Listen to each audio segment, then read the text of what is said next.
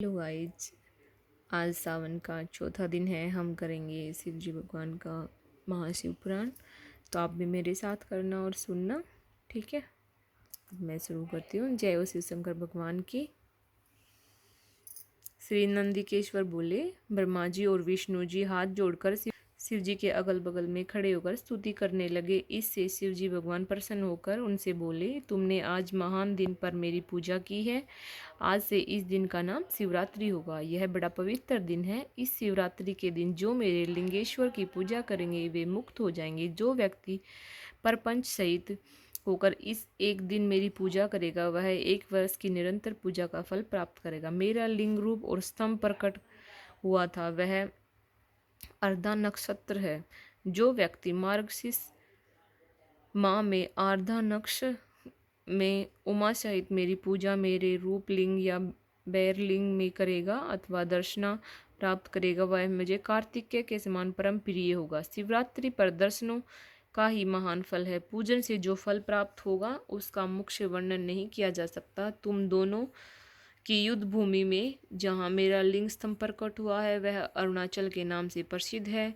यहाँ पर शरीर छोड़ने वाले व्यक्तियों की मुक्ति अवश्य प्राप्त होती है। जो व्यक्ति मुझे परम परमेश्वर की लिंगेश्वर रूप में पूजा करेंगे उन्हें चारों प्रकार की मुक्ति प्राप्त होगी। ब्रह्मा विष्णु का शिव उपदेश। भगवान शिव जी की बात सुनकर ब्रह्मा जी विष्णु ने कहा, आप हमें सर्ग आदि के 5 कृत्य के लक्षण बताओ। शिव जी ने बताया, सृष्टि, स्थिति, अहंकार, तिरोभाव और अनुग्रह में मेरे 5 प्रकार के कर्म संसार के नित्य सिद्ध हैं। इनमें संसार के प्रारंभ करने का सर्ग कहते हैं, उनको स्थिर रखने को स्थिति और नष्ट करने को संहार कहते हैं। इधर उधर बदलने के तिरोभाव और संसार से मुक्ति को अनुग्रह कहते हैं। इस प्रकार ये मेरे 5 कृत्य हैं। इन 5 कृत्यों को चलाने के लिए मेरे 5 मुख हैं। 4 दिशाओं में 4 मुख और मध्य में 5वां मुख स्थित है। इसे केवल विद्वान व्यक्ति ही जानते हैं। 5वें कृत्य अनुग्रह को कोई भी नहीं पा सकता। तुम भी उस कर्म को भूल गए हो। तुम मैं मुद्दा आ गई है। अब तुम यदि चाहो तो मेरा उपकार नाम भी का मंत्र का जाप भी कर सकते हो। इससे तुम्हारे अंदर का अभिमान नष्ट हो जाएगा। तब भगवान शिव जी ने ब्रह्मा जी व विष्णु को उत्तर की ओर मुख करके उपकार का आदेश दिया। तब ब्रह्मा जी व विष्णु ने नमस्कार करके उनकी स्तुति इस प्रकार की, हे सर्वेश्वर, आपको नमस्कार है। हे संसार का निर्माण करने वाले पंचमुख वाले, आपको हमारा प्रणाम है। गुरुदेव भगवान शिव ने प्रसन्न होकर कहा, तुम्हें अपने सभी तत्वों का वर्णन करके मंत्र भी बतला दिया है। इसका जाप करके तुम मुझे प्रत्यक्ष ज्ञान सकोगे। यह मंत्र भाग्य विधायक और ज्ञान देने वाला है। इससे मेरे पद की प्राप्ति होगी। इस प्रकार उपदेश देकर शिवजी वहाँ से अंतर्ध्यान हो गए। शिवलिंग स्थापना विधि। श्री सुत जी ने ऋषियों को बताया, गंगा आदि पवित्र नदियों के तट पर या अन्य किसी भी जगह शिवलिंग की स्थापना की जा सकती है। यह समझ लेना चाहिए कि शिवलिंग का पूजन प्रतिदिन होते रहना चाहिए। पृथ्वी संबंधी जल से निर्मित अर्थात धातु आदि से बने शिवलिंग की स्थापना इच्छा अनुसार करें। चल मूर्ति छोटी और अचल मूर्ति बड़ी होनी चाहिए। मिट्टी, पत्थर और लोहा आदि के साँचे से इन्हीं धातुओं का 12 अंगुल का लिंग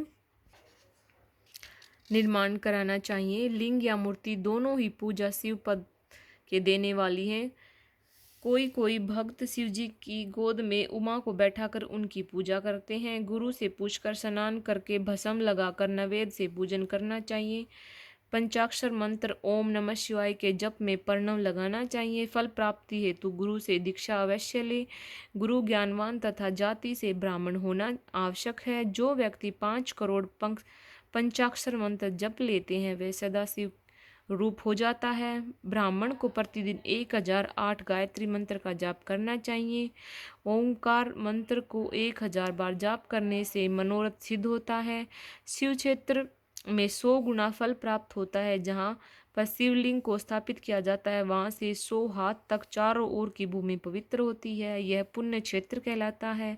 इतना सुनकर ऋषियों ने सुत जी से पूछा, अब आप हमें ऐसे पुण्य क्षेत्रों का वर्णन करें वर्णन बताने की कृपा करे, जिनका आश्रय पाकर स्त्री पुरुष परम शिव पद को प्राप्त कर लेते हैं। इनका आवागमन कैसे हुआ, यह भी हमें बताने की कृपा करे। शिव क्षेत्र वर्णन। गंगा गंगा इत्यादि नदियों के तटों पर अनेक तीर्थ हैं। सरस्वती नदी भी पवित्र है।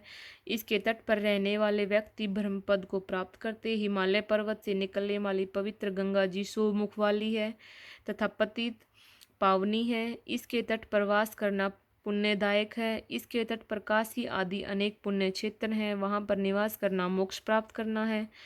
सोनभद्र नदी के तट पर स्नान व्रत आदि करने से मनुष्य गणेश की पदवी को प्राप्त करता है। 24 मुख वाली नर्मदा नदी के तट पर निवास करने वाला व्यक्ति वैष्णव पद को प्राप्त करता है। जो व्यक्ति तमसा, रेवा, गोदावरी आदि नदियों के तट पर वास करता है, वह ब्रह्म हत्या आदि से छूट जाता है। कृष्णा देवी, विष्णु लोकदायिनी तथा तुंगभद्रा आदि नदियों ब्रह्मालोक से निष्कासित व्यक्तियों को अपने तट पर जन्म देती है। सरस्वती, पंपा, कन्या, सरिता, कावेरी आदि नदियों भी पुण्य प्रदान करने वाली हैं। ये सभी क्षेत्र शिवलोक प्रदान करने वाले तथा अभीष्ट फल प्रदान करने। इसमें स्नान, ध्यान, जप, तप करने से महान पुण्य की प्राप्ति होती है। जय हो शिव शंकर भगवान की। अब हम कल करेंगे, फिर मेरे साथ आप कल फिर दोबारा करना अगला अध्याय। जय हो शिव शंकर भगवान की।